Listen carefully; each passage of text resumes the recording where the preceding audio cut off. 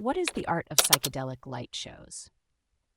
If you've ever wondered about those mesmerizing, colorful displays that were a staple of 1960s rock and roll concerts, you're about to uncover the fascinating world of psychedelic light shows.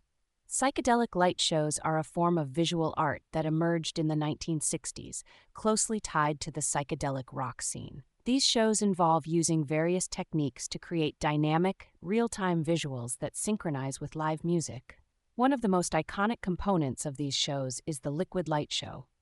To create a liquid light show, artists use colored oils and liquids in a shallow, round-bottomed glass dish, typically placed on an overhead projector. Mineral oil or other clear oils are mixed with oil dyes or food coloring to create vibrant colors. When these liquids are manipulated, they form unique, flowing patterns that are projected onto a screen or wall, creating an immersive visual experience. These light shows often combined multiple elements, including 16mm film loops, slideshows, and optical manipulations, using tools like color wheels and warp lenses. Artists like Bill Ham, Glenn McKay, and the Joshua Light Show were pioneers in this field, experimenting with these techniques to enhance the psychedelic experience of live music events. The heyday of psychedelic light shows was during the mid-1960s, particularly in venues like the Fillmore East in New York City and various locations in San Francisco. These shows were not just creative expressions, but also filled a practical need, as traditional lighting for large music venues was not yet developed. The Fillmore East, with its permanent rear projection setup, provided a stable environment for artists to experiment and refine their craft.